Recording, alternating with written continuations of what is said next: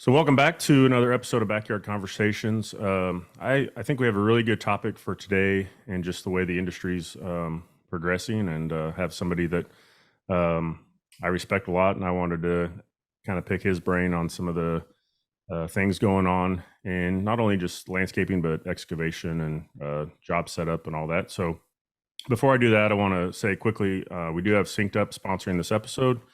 And actually, my guest and I both use Synced Up, and I think it's been made a big difference for our companies as far as building a budget, um, being able to estimate efficiently with templates, and having our products in, and being able to set our pricing, and then also having real time job costing. So, if you're looking for something to help the business side of your landscape or maintenance business, Synced Up is a great software that you should look into. And we'll have more information on that as the show progresses. But I want to get right into it and welcome my guest, I'll welcome my guest who is Jeremy Swihart with J Squared Outdoor out in Ohio, right? Yep, Dayton, Ohio. Yep. So I appreciate you being on. And I'd kind of reached out to you before ConExpo. So for timing, this will probably come out in a couple weeks from when we're recording, but we had just got back from ConExpo, and you're doing some really cool things with the new technology, and I just want to kind of talk about those things. And even after going to ConExpo, there's so much going on that's kind of pushing the industry, whether it's excavation or landscape, to using new technologies and kind of acknowledging that we're in a labor, situation, but also just making it more efficient, even if you have the labor. So kind of share what you're doing, and then we'll kind of go from there and talk about more things. Yeah, I think we're just kind of like open to anything technology wise that can help us eliminate labor, and really kind of make sure that the people that we have are doing things super efficiently. That way we can keep that payroll as small as possible, because in our business, you've got to keep the payroll down if you're going to make money. That's Right. just the key to everything. And then it's also extremely difficult right now to hire and keep really good people. So we want to keep them making making production and not focused on minutia. So that's kind of the idea behind everything that we're doing. But specifically, we're into the tilt rotators. That's been a huge game changer. And then now we're on these like GPS rover systems, or basically a rover in general is basically a tablet that you can take out in the field that you load your landscape plan onto, and it tells you where you're at in relation to the landscape plan, and very accurately too. So we're able to lay out our jobs really quickly and easily, no tape measures, and we're on the money with layout, which is a huge time suck. And also it's a pretty, generally is a big source of mistakes in a job, or from layout mistakes and not Sure. being perfectly square, perfectly on the measurement. So it's kind of helping eliminate a lot of mistakes. It's speeding things up. We're also using the rover for site analysis now, and that's definitely helping things out. Very accurate drawings, accurate measurements, quick, easy site analysis when you're out there, versus just going around the house with a tape measure. It's really helping speed up. There's limitations with GPS, obviously. Your GPS has to be able to see the sky. So when you get up next to a house and it can only see a small portion of the sky, you're going to lose accuracy and you're going to have issues there. Underneath tree canopies, it's limited, but for the most part, it's helping us a lot. One thing we're interested in is possibly adding like a total station to the repertoire as well. Yeah. That way we can work up next to houses and underneath tree canopies too. But we're new to this. It's only been really a couple months using the rover. I've been down this rabbit hole for over a year trying to figure it all out, but we've actually just implemented it in the last couple of months. We're seeing the benefits right away, but also still learning every day. Sure. And I'm actually going to take us back to when I think the wheels started spinning a little bit and I think it was a year and a half ago, we were at H&A, Yep. and we were sitting having lunch with Tom and Bill Gardocki, and I think Andy and Evan from Pride Hardscape were there, and Yep. we were having this conversation, and I think Tom was sharing a little bit about what he was doing and kind of his setup and all that, and we're thinking, oh, personally, I'm thinking, wow, this is really cool. I would love to add this because I had the 2D system, and I'm like, how does this make sense for us? And I just see your wheels spinning, and you're like asking questions, and I'm like, okay, Jeremy might actually be thinking this is a way to go, in the near future. And so, because I mean, he was talking pretty high level, and I think Tom has like somebody on staff that does his plans, and they do a lot of, I mean, they're doing full GPS stuff with their excavation company, but anyway, so I don't know if that's where it started or if it started before that with you, but that's kind of where I remember that conversation. Oh yeah, that's exactly where it was. So we Yeah. were walking through the show and we saw some total stations. And when we sat down to lunch, I said, "Hey Tom, what do you think about those total stations? Do you think that could be something we use in landscaping? Because it help with layout." And he goes, "No, you got to look at GPS and here's how we're doing it." And his wheels started turning too because he's done what we do. So Right. he's like, "Yeah, actually, for this large scale backyard pools, hardscape stuff, it could be really beneficial." Right. And so he kind of helped me figure out what I needed and all that. So eventually we kind of figured out that the rover was the way to go. Right. And so you are using the Trimble system. So I've Mhm. been watching you do this, and I was fascinated by it. Because we're finishing up a project right now where, um, if people are following along on Instagram, or even I have some YouTube videos I'm doing on it just because it's kind of an interesting project. But I mean, you basically come out of the house and there's like a half pipe, and then it goes back up a hill, and that's how they left the property. And we had to raise it all up. And so it was a 6 foot elevation drop out of the back door. And then, we dug 2 feet to do an 8 foot deep pool. And then we're backfilling all of it with gravel for our patio area, and then bringing dirt in. And I think what got me going and Tom talked about this when we were eating lunch that day, was the cut fill portion of it, to where you can actually, if you set these things up right and take good measurements on site, and then lay your plan into it or build a model, then you can actually figure out how much material you're taking out or need to bring in. Or it goes hand in hand where you can just say, okay, we're going to take this much out, but we also need to bring this much, or we're going to take this much out, but only need this portion. So we know we have to haul off 200 yards or whatever, which helps you with trucking and the type of machinery to have. And I mean, I'm still working on my figures, but I think I'm 50 to 100 tons over on the gravel. I figured, just because it's a tough guess, when you don't have all that information. So, I mean, that's a benefit right there. Are you using that kind of stuff too, or is that helping with that? So yeah, I'm figuring that out right now. There's a lot to that. Building the 3D model. Basically, you have to elevate your surfaces.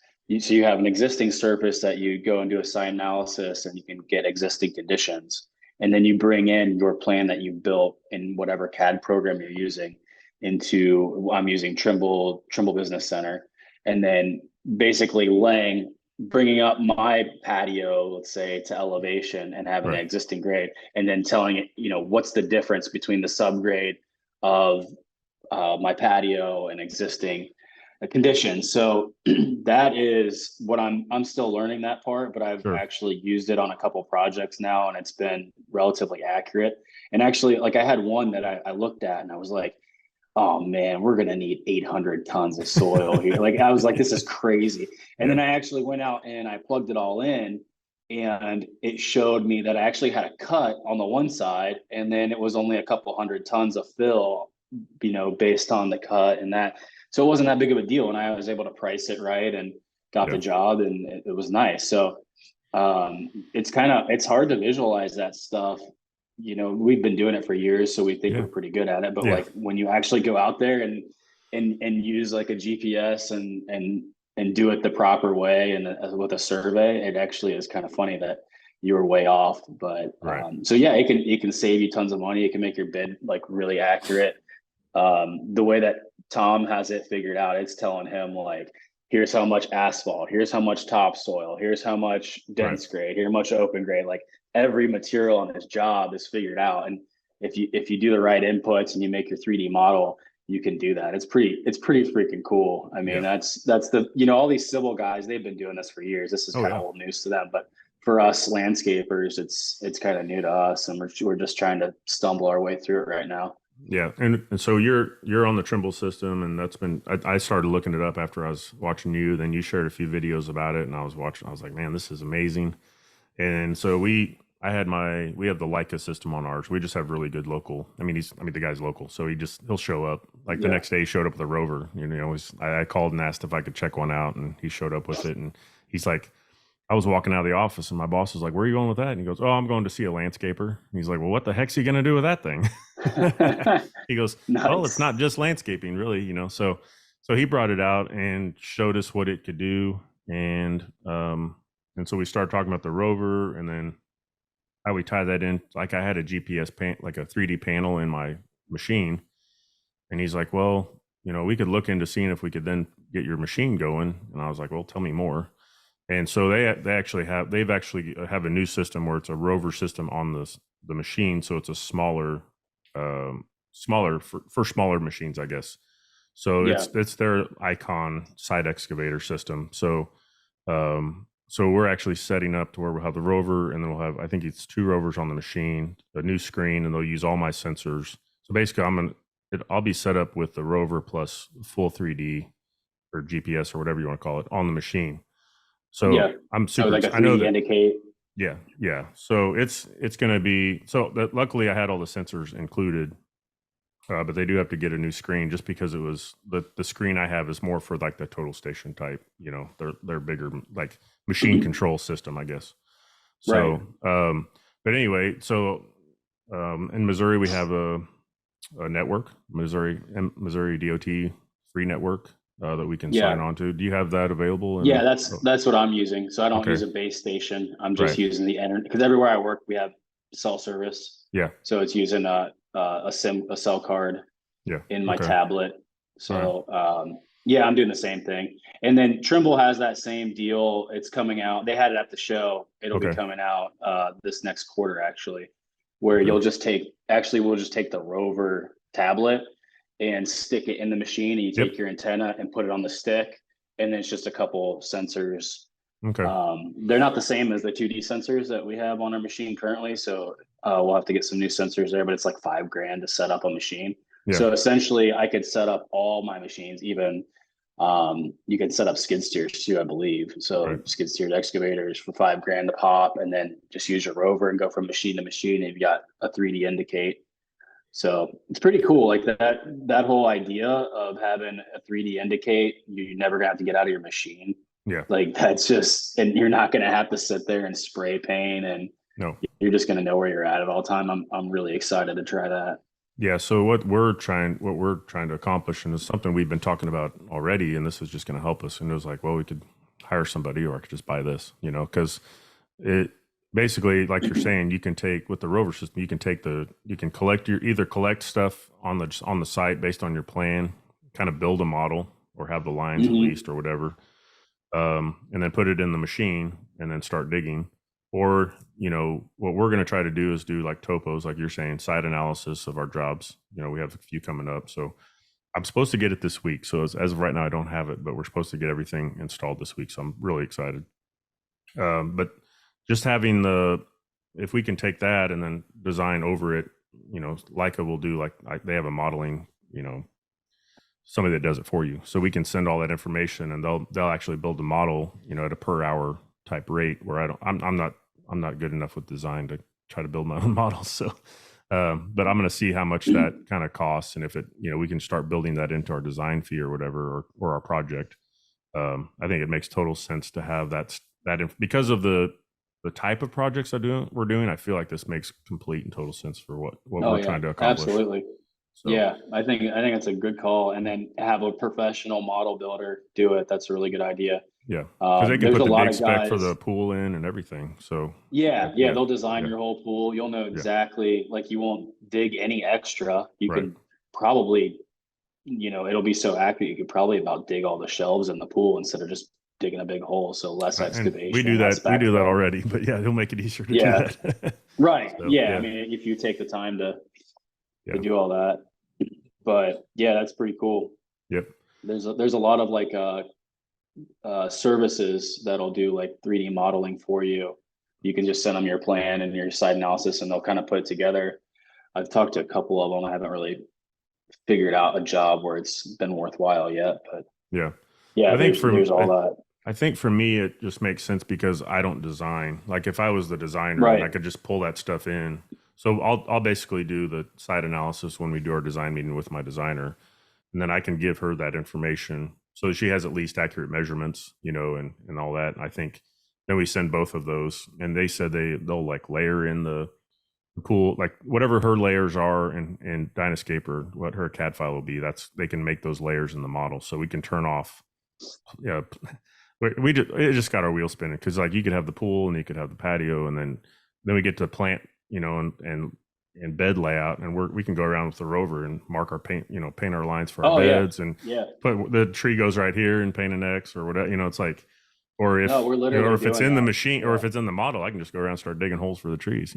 So yeah, Exactly. it's crazy. So we're excited. And then I don't know if you're doing this yet, but like one thing that we thought about just because we're burying utilities is doing like as builds. So like gas lines, our power line, our pool lines and things like that. Like just being able Yeah. to, or even irrigation layout, things like that for people. Just hand them that whole thing and say, this is just another benefit we offer. That you have you can see everything we put in. So is that Yeah, something you're and it's doing yet? XYZ. Yes. Absolutely. Yeah, it's Yeah. not just a layout, and Right. it shows the depth. So once you bury that line and you come back, like let's say you buried the pool lines and you come back to run a gas line for a fire pit, Right. and you're going to cross those lines, you'll know exactly how deep they are. Yeah. So yeah, I haven't done that on like a pool build yet, but I did it the other day on a guy had done a septic system on a job that we're going to be coming in behind. So Oh. I shot the bell ends of his pipe Oh wow. and the leach line and everything because it was all still open. And then now, like once that's all covered up, I'll know where everything's at, XYZ in horizontal and vertical. Yeah. So that's a huge deal. I think that's really cool Yeah. Yeah. to be able to go back and Yeah, I'm really excited about that. So, but I don't know. It's so I guess I want to like kind of getting some of that out there. I mean, we're kind of maybe geeking out a little bit on this stuff, and I don't know that everybody sees the benefit, but I was just thinking, and maybe it's not for every situation, and it is a big investment, but like I'm just thinking like we have one of my guys is really good at helping me lay out. Like he reads the plan well, he pulls the tape right. We know he's good at setting up elevations. He did a lot of concrete work, so he's really good with like the lasers and getting everything set up and all that. So, but I'm like, if I take him to go help me lay out, when they could be like wrapping up landscape or doing lighting or finishing up a job, we're pulling somebody away to help finish that, the final details up. Where if I have this, I can just take a very capable machine, put it on the trailer, take it to the job, and I start, digging our retaining walls, digging the pool, digging our prep for the patio, and I'm doing all of this by myself without getting out of the cab to a precision we haven't even realized yet, even with a 2D probably. And like you said, not cutting out extra, cutting exactly what we need, setting offsets, all that kind of stuff. To me, it's like I can't hire somebody to do that like right now. Like you have to no, train that. yeah, That takes time. That's learning. But I think the key would be to keep training the ground stuff. Like this is show them how to use a laser. Like we'll have to use it eventually, or some maybe. I don't know. Did you throw your lasers and tape measures away, or like? no, we still have them. Yeah. We're still using that. But Yeah. yeah, I mean, you've got a half a day. Like, let's say you're going out to lay out a pool job and a patio. I mean, it's gonna take. If we get there, let's say we get there at 8:30, it's gonna be till like 11 to get that thing laid out exactly how we want it. And I mean, if you can just show up and start digging Yeah. by yourself, you've gotten a whole half a day for another guy on another job that you're getting production rather than having them sit there and lay it out. Yes. It's crazy how much that adds up. And Right. then you know how it is, like you lay it out and then you dig it and then you're laying it out again. Yes. So, Yeah. you're wasting tons of time, or you smoke your steaks or your batter, but whatever you've got set up. Yeah. Yeah, now you don't have to worry about that. You don't have to work around those steaks. And Tripping so, I over mean, string there's, lines and all kinds of stuff. yeah, Or yeah, yeah, you have to mark it safety on the turf, aspects. and then you got to mark it on the dirt, and then you got to mark your dig lines, and yeah, Yeah. it's crazy. And then I think the elevation things, and exciting. I think the other thing is like the pool companies have a real challenge from what I've seen from other guys following them, and me following some of them too. Is like they just don't take the time to square a pool up to the house a lot of times, or if they do, it's just like off because they didn't get the tape right or they pulled from two different, whatever it is. But that's another feature of that is like once you establish the points on the house, that rover tells you like if you're square, the relation to the project. Like our next project, it's got an existing. We're actually going to go try to do the next project and get it modeled if we have time, or at least get it in to the system. But big elevation change again, 2 retaining walls that are curved. We'll be able to lay those out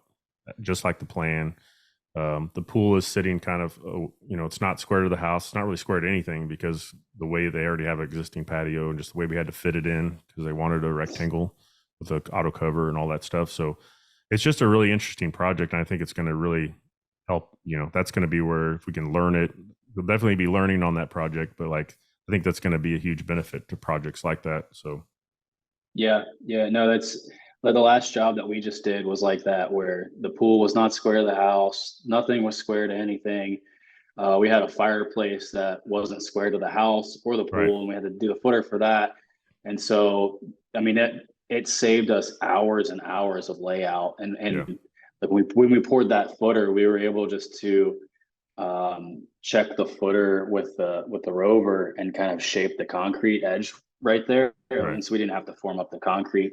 So just all this, we're using it like crazy. My guys have really taken to it as well. Yeah. It's kind of for them. It's like it's very familiar because it looks like they're following a GPS and they're on their phone or whatever. So it's kind of they just kind of pick it up and they grasp what's going on. So Sure. it's really neat. Yeah, there's a lot of uses that we're I finding for it. I watched. I think you post some videos about that where you kind of set up the lines for the cutting with it too, right? On the Yeah, we patio, did. around the So fireplace and all that. yeah, we walk like when we cut the patio in, Yeah. we just made our point. You know how you make your points, and then you take Yeah. your flexible pipe and just mark it. So we made all those points with the rover. Wow. So that saved a lot of time right there. There was like a Yeah. circle inlay.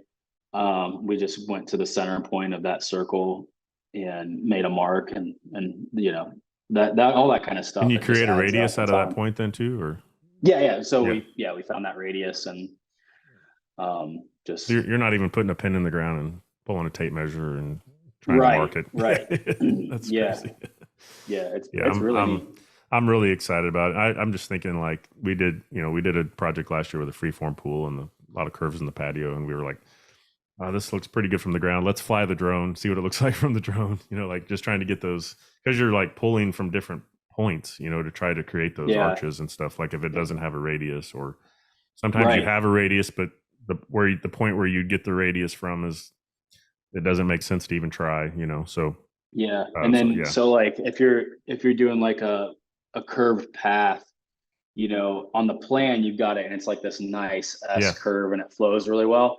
It's really difficult to lay that out right, in real time. So like we did one with flagstone, and the guys did the whole thing. I didn't even participate. I just came out there after the fact, and they had used that rover to get the center point of that walkway the whole way through. And wow, I pulled up and I was like, holy cow, I've never seen like a walkway just flow so nice. Like it was exactly how I had it on the plan, yeah, and it looked really good. So yeah. It's really exciting, and like I don't know, what do you see this being like just for people doing big projects, or do you see this being a benefit to the guys that's going to do like 50 patios a year? um Yeah, I think it's beneficial to the guy that's going to use it. Like, no Right. matter what your project size, I'm using it for like all kinds of projects now. So, like, actually, after we get off this, I'm going to go and I've got a planting, um, like a planting enhancement at a retirement community, and there's just several like bed spaces around this place, like parking lot islands, and there's existing plant material that we're adding to. So I'm going to go out there and shoot. It's not a huge job. I mean, maybe Right. it's a $10,000 job, but I'm going to go out there and shoot all the existing trees and that, the concrete and the walkways and stuff and little boulder Sure. walls, and I'll be able to show exactly where I'm going to put those plants in. It'll take me probably an hour to go out there and do that with the rover, but like when I go out there with the plans and give it to the client, everything's gonna be accurate. When my guys go out there, it's just gonna be super easy for them to install it. So Yeah. I mean, it's not a big job, but I think it's still super useful. Yeah. And I think too, like where we're doing, a lot of pools and stuff, like if we go show like the one we're doing next, if we show up and they already have like, it's not always a blank slate. Like maybe they already have a outdoor living area and they're going to keep that, or maybe there's trees, or maybe there's utilities that about or things like that. All that stuff can be kind of laid out with that and made notes and all that. And the Leica one, I believe, I was watching I'm trying to watch as many videos as I can find, but you can get your point and then take a picture. I don't know if that's something you Yeah. have too, where if like you had like a irrigation valve or something, you could be like, here's this, or so you can actually get a photo that goes with it, or like a grade, like maybe it's a grade pin or stake or something like that, and you want to say this is where I established this from, take a picture of it. Yeah. So that's kind of some other cool features. But I think what happens in our industry is that we, when I talked about having a tilt rotator or buying a bigger machine or even buying a triaxle or having bigger trucks or, an air brake trailer or whatever, it's like, I think too many times we, in our industry, companies look at throwing more people at things instead of, equipment or technology. And I think, or these kind of tools that can help you be more efficient. And I think that we're getting to the point where the labor is going to be harder and harder.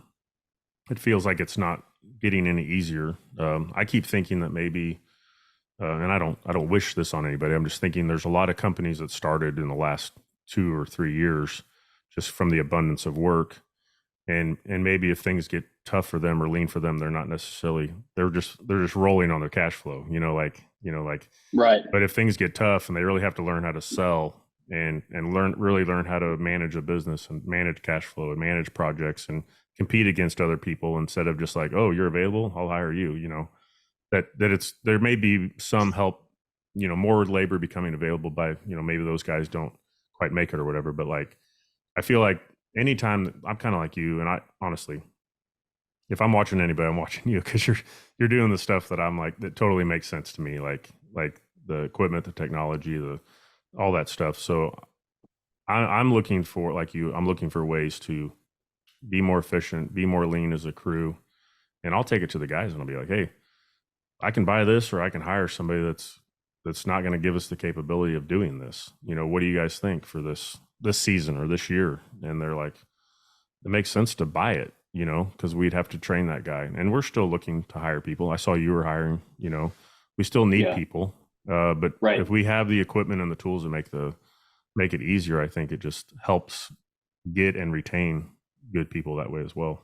Yeah, definitely. It helps. It helps attract them. It helps retain them. And then you got to look at like who are the people that we would like to hire right now, and they're all, hopefully like that early 20s guys that are hungry, and they grew up on video games and Right. and that kind of thing. So like this isn't foreign language to them.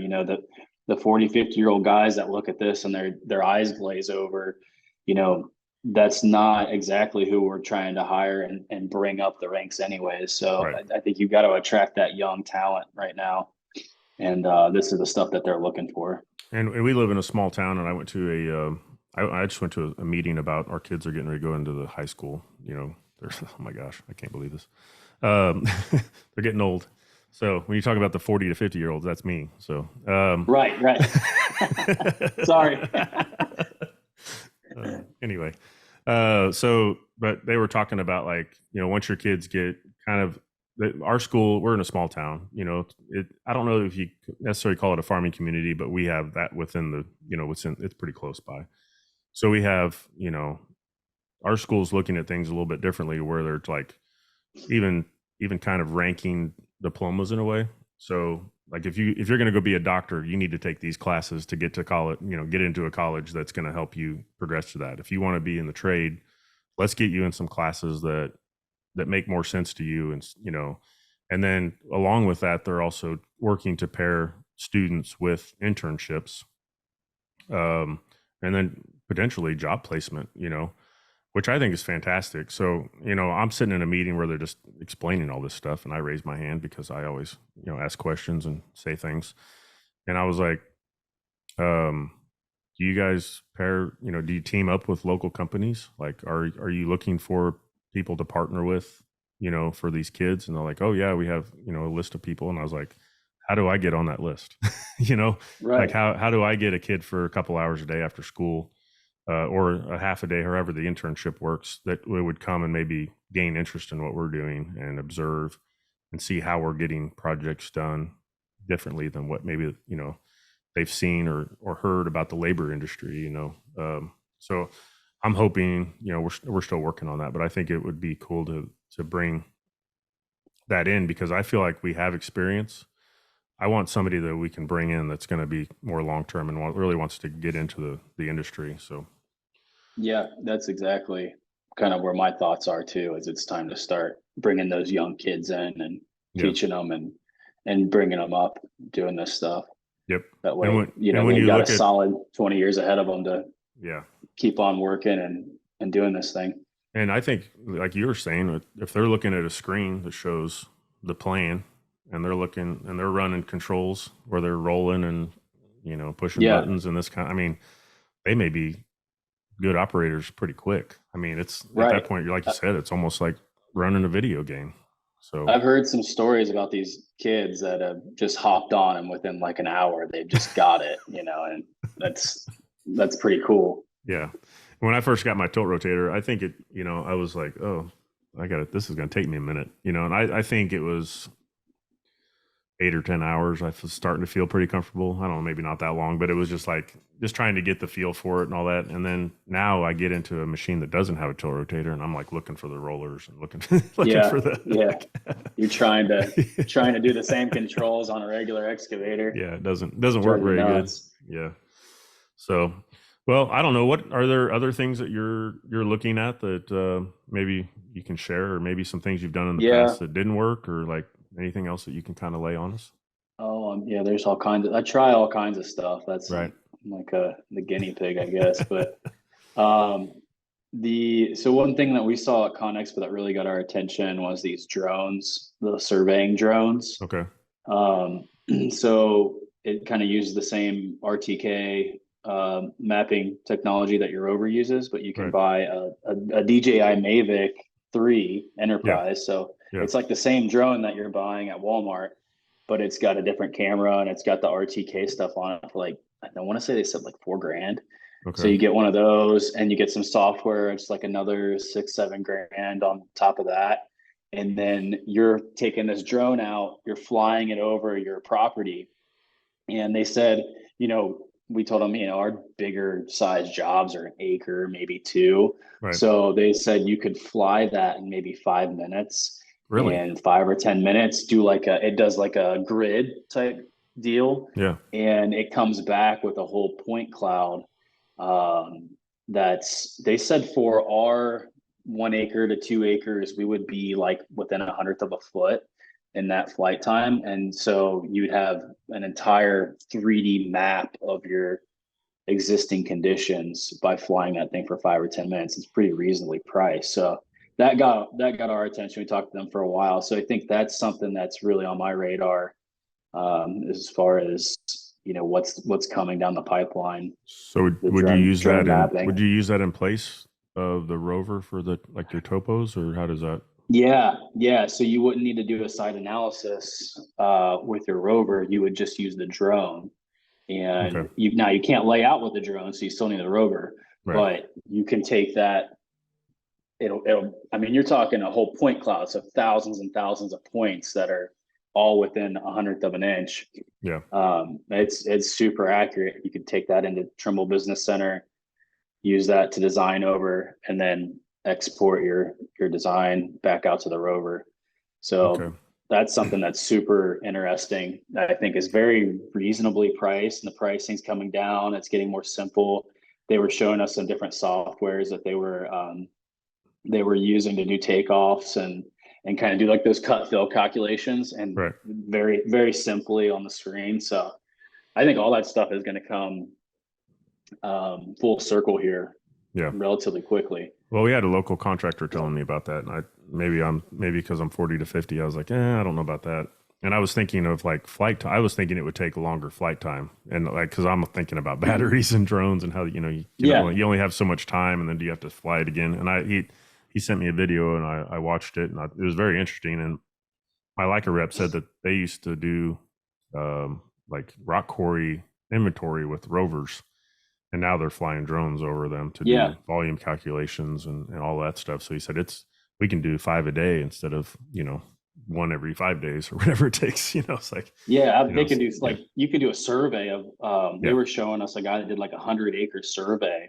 It would I want to say he had calculated it to do like the traditional way with a rover or total station. It was going to take him like 6 weeks. Took him like 60 minutes, and by the end of the week of running through everything, he had his deliverables out to the client, and it's pretty crazy how all that stuff is coming full circle, and the cost is coming down, and the technology is getting more like easy to use. It's not just for surveyors anymore. Right. And I think that's what intrigued me was like, you think of GPS for an excavator or any kind of machine, you're thinking $100,000 or whatever. And I think there's like with these new systems, there's ways to get them to, I mean, it's still a big investment, but like if you think about, if you like my concern, and I think the guy's concern is like, will we use this to the full capability of it? Right. And I think that's the important part is maybe you're not going to get the full capability, but you have to use it to at least the capability you can, or what makes sense for your project or your company. But just being able to utilize those things for like you said, a little bit, it's less of an entry, to get into it as far as cost goes. So. Yeah. I think you'll be utilizing it. Probably we're utilizing it more than we thought we would. Just after a couple of months. So, and that sounds like about every other, like a tilt rotator, like you're like, I think I could use this to dig backwards. And then you're like, using it for everything, like you can think of. Yeah, exactly. We're just like everything we do. Grab the tilt rotator. Yeah. What other attachment can we make or buy or whatever that can go with this, Yep. So that's cool. Yep. Yeah. I was a little bit standoffish about the drone, but I might have to look into that a little bit more, but I don't know. I'll have to hold off after this purchase. Make some of my money back. We're kind of drinking from a fire hose at ConExpo. They're all like emailing me now, like, "Hey, you stopped by our booth. Are you gonna buy this?" I'm like, I mean, I'm probably, but just give me a minute here to digest everything. Well, and the funny thing is, I walked around with you for a little bit, and you're basically charging people to scan your badge. So how'd they even get your information? Yeah, right. Yeah, there was a couple booths I let them scan, but I wasn't. I hate it when they email you after those shows, get 1,000 emails. Yeah, you're like, oh, we want to scan it just to see what you're interested in. Oh, yeah, that's what you want. Yeah, sure. Yeah, I was like, no, nobody's scanning my badge. There's some other really cool stuff. I mean, we have, I don't know if you have we can take a couple more minutes if you have some, but like there are some other really cool things there that were unrelated to even what we do, but that piqued probably all of our interest. But I heard you talking with Andy on his last week about the radar, this whatever that. That radar bucket. Yeah. What was that about? That was pretty cool. It's okay. So then this is all as far as I understand it, because I think I was wrong on his like talking about how you can actually see what's underground. Yeah. And Durbin kind of corrected me, and then I saw in their video today it wasn't what I was thinking it was. So, Okay. but anyways, it's ground penetrating radar, and it's like a plate that goes underneath the bucket, or it's built into this bucket. It's a specialized bucket, from what I understand. And you take that bucket and you set it down like on your trench, and it can see what's underneath it with ground penetrating radar. And it has a little display, and I guess it just shows you like what's down there and like what the distance is. It doesn't really show you a picture of it, but Okay. anyways, like, so if you're digging around a bunch of utilities or any utilities, you're going to see what's underneath you. I think that's a really sweet thing that it's going to come around, and it's going to save like a ton of money. It's going to help you go a lot faster when digging. And it was on Stutzman's excavator, and they're digging all those lines in Aspen, like doing all the, basically the whole city. They're doing all these like gas lines and stuff, and they're down 20 feet. And I guess they were able to double their production with this bucket because they weren't having to hand dig every little bit. They were able to get right down to the line and then hand dig it and expose it. Right. So, all that kind of stuff. I think that might be something that we start seeing become more popular. Yeah. And down then the road here. A lot of autonomous stuff, a lot of electric. Yeah. I mean, Bobcat had what appeared to be a mini skid steer. Kind of looked like a Tesla mini skid steer, electric. You couldn't even stand on it. It was like, I think, all remote control. And then like Volvo had the electric and remote control. I don't know. That was at least a 20-ton size, I think, or bigger. It was a pretty good size machine.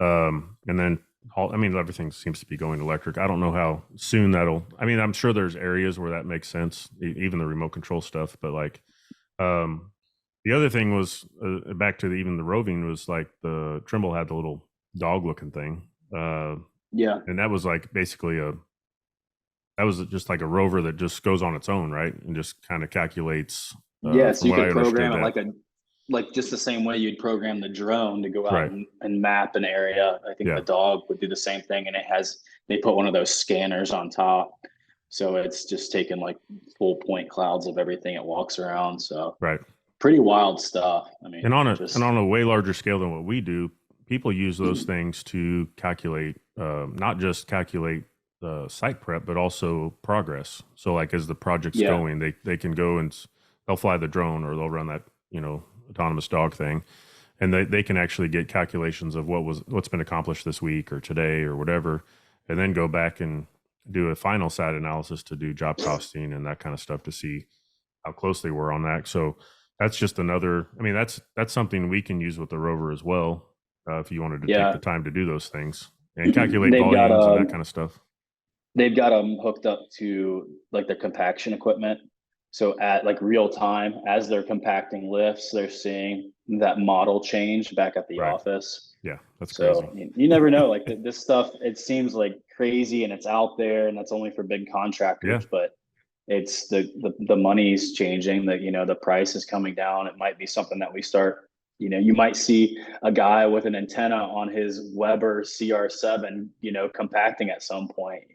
There's just it's kind of crazy to think about. You just kind of have to be open to all this stuff, and just think, oh, that's just for those guys, not for us. Yep. And I think just like from going to a plumb bob to a string line level to a laser to a dual slope laser to like we have a dual slope laser we can change from a distance with a phone app or remote control.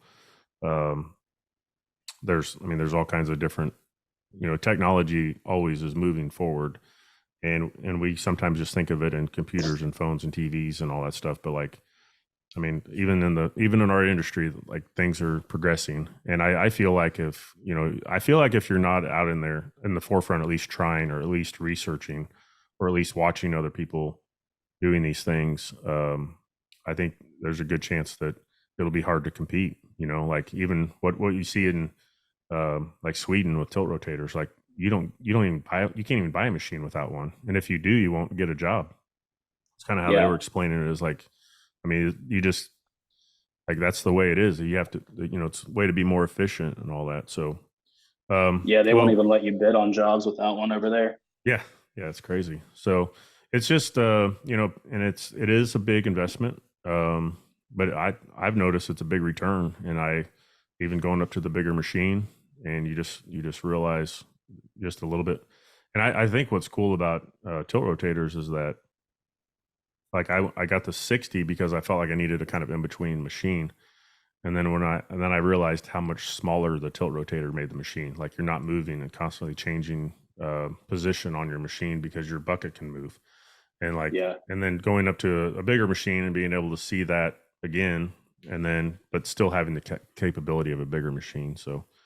Um, so a couple of things before we end, because I know we both have to get back to work, but we were talking about the rovers. If people are looking into this stuff, I mean, you know, you have the Trimble. I'm getting the Leica one. It's kind of whatever you want to get. You go, do your research and all that. But I think there's one important thing, and I think you mentioned this to me, was get the tilt compensation. That's a little extra money, but well worth it. Yeah. Yeah. So like that's the big thing. So I had a setup before that I was working with, like it was like a really low cost setup with Trimble DA2 with a Samsung tablet. And it worked actually really well. And you know, I was under like $1,000 set Yeah. up, maybe $1,200 set up with this thing.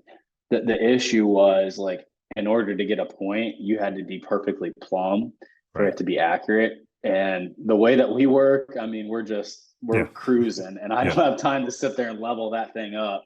And so that tilt comp, I mean, it's like as fast as you can walk, you can just take a point. You don't have to be plumb Right. with anything. So that is well worth it. I think if you're going to do this and actually be efficient with it, you probably ought to look into the tilt comp. Yep. And I just so we we got the they came out and showed us the rover. They showed us the tilt compensation, of course, but he quoted Yeah. me the one without it, and I was like, hey, I got to have that, because he was showing me he's laying that thing basically sideways, you know, and still Yeah. getting within 100th of an inch or something. And then at ConExpo, my rep just was out there, and I ran into him, and he's like, hey, they just came out with a new rover that's 25%, so it saves about $4,000, I think it was, or something like that. So I went that direction because I don't feel like we ever need to lay it on the ground to get a measurement. There might be, I might regret this, but at 25%, you can still walk around to your topo or get your thing without Yeah. having, it doesn't have to be exactly straight up and down. And 25% is still a pretty good lean.